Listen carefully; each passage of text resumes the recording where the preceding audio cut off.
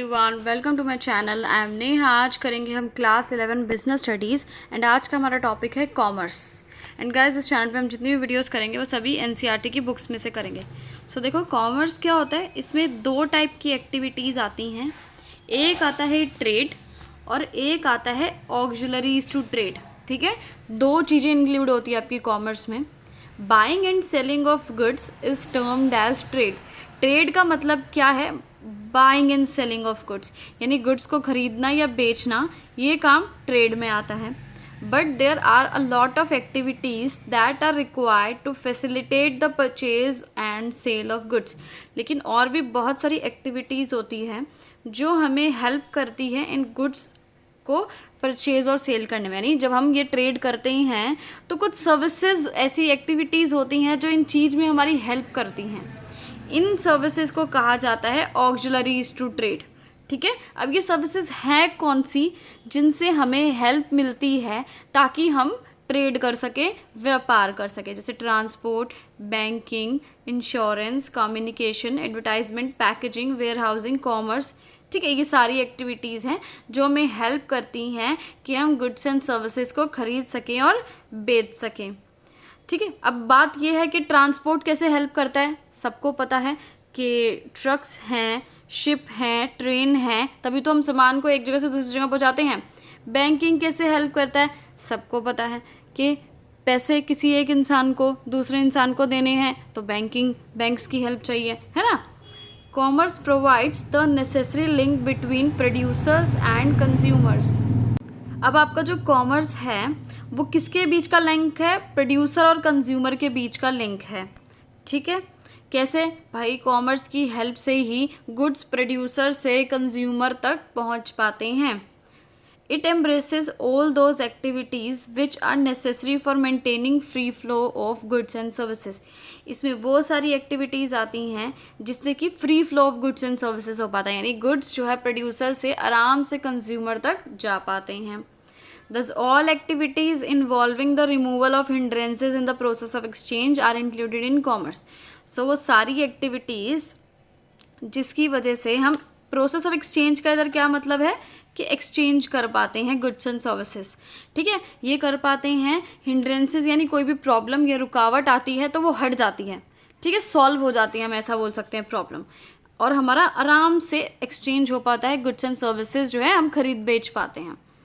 अब ये हिंड्रेंसेस किस किस टाइप की हो सकती है? ये जो रुकावटें हैं ट्रेड में, व्यापार में, किस टाइप की हमें प्रॉब्लम फेस करनी पड़ सकती है? पर्सन से रिलेटेड, प्लेस से रिलेटेड, टाइम से रिलेटेड, रिस्क से रिलेटेड, फाइनेंस से रिलेटेड। देखो, अब बात अगर हम करें हिंड्रेंस ऑफ पर्सन क्या चीज़ है, ठीक है, लोगों की वजह से क्या कोई प्रॉब्लम आ सकती है। Is removed by trade thereby making goods available to consumers from the possession और ऑनरशिप प्रोड्यूसर्स।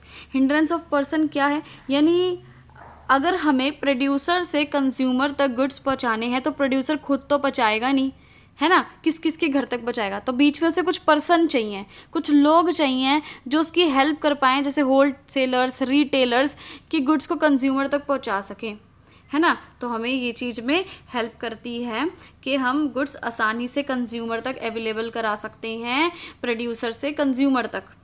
अब बात यह है ट्रांसपोर्ट कौन सी हेल्प करता है हमारी? हिंड्रेंस ऑफ प्लेस को हटाता है।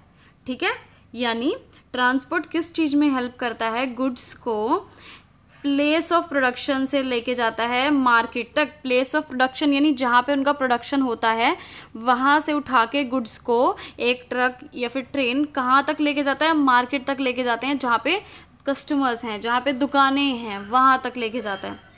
अब है स्टोरेज एंड वेयर हाउसिंग, ये भी ज़रूरी हैं। ये कौन सी प्रॉब्लम को हटाते हैं? Hindrance of time. अब देखो, आपका गुड्स आपने प्रोडक्शन कर लिया लेकिन तुरंत तो सेल नहीं होती है ना, कि प्रोडक्शन होते ही सेल हो गया, थोड़ा सा समय लगता है, तो गुड्स को स्टोर करके रखना पड़ेगा किसी वेयर हाउस में। तो ये चीज़ हमारी हेल्प करता है आपके वेयर हाउसेस। ठीक है, देखो यहाँ पे लिखा हुआ है ना, facilitating holding of stock of goods, यानी अगर हमें गुड्स का स्टॉक बना के अपने पास रखना है, जब तक वो बिकते नहीं हैं तब तक हमें कुछ चीज़ चाहिए, वो चीज़ है वेयर हाउस, जो स्टोर करके रखेंगे हमारे goods. Goods held in stock as well as goods in course of transport are subject to risk of loss और डैमेज। अब देखो, हमने गुड्स का स्टॉक बना के रखा, ठीक है, गुड्स ट्रांसपोर्ट भी करेंगे हम, ठीक है, लेकिन उसमें रिस्क ऑफ लॉस और डैमेज है। भाई देखो, जब ट्रांसपोर्ट करते हैं एक जगह से दूसरी जगह गुड्स जाते हैं तो बीच में चोरी का, आग का, एक्सीडेंट का डर रहता है, बिल्कुल रहता है ना, कुछ भी हो सकता है आपके गुड्स के साथ। तो हमें प्रोटेक्शन चाहिए, बिल्कुल हमें ये रिस्क के लिए प्रोटेक्शन चाहिए। तो ये प्रोटेक्शन कौन देगा? इंश्योरेंस देगी, है ना। आगे देखो, capital required to undertake the above activities is provided by banking and financing institution. अब हमें कैपिटल यानी पैसे की भी ज़रूरत पड़ती है अगर हमें ये सारी एक्टिविटीज़ करनी है, चाहे ट्रांसपोर्ट की हो, चाहे हमें इंश्योरेंस लेने की एक्टिविटी हो, चाहे कोई एक्टिविटी हो, हमें पैसे की ज़रूरत पड़ती है। तो इस चीज़ में हमारी हेल्प कौन करता है? बैंक्स और फाइनेंशियल इंस्टीट्यूशन हेल्प करते हैं। अब एडवर्टाइजिंग की बारी आई। एडवर्टाइजिंग किस चीज़ में हेल्प करती है? It makes it possible for the producers and traders to inform consumers about the goods and services available in the market. यानी एडवर्टाइजिंग हेल्प करती है प्रोड्यूसर्स की और ट्रेडर्स की हेल्प करती है। कैसे? कंज्यूमर्स को इन्फॉर्म करके। क्या बताती है कि भाई ये पर्टिकुलर गुड है, ये सर्विस है, ये मार्केट में आ गया है, आप इसे खरीद लो। टीवी में ऐड देखते हो ना, बताते हैं कि ये प्रोडक्ट मार्केट में अवेलेबल है। Hence, commerce is said to consist of activities of removing the hindrances। इसलिए कॉमर्स किस चीज़ में हेल्प करता है? हिंड्रेंसेस रिमूव करने में हेल्प करता है। किस चीज़ की हिंड्रेंसेस या problems? Person, place, time, risk, finance and information. ठीक है, ताकि प्रोसेस ऑफ एक्सचेंज यानी गुड्स एंड सर्विसेज आराम से एक्सचेंज हो पाए। सर ये वीडियो आपका खत्म।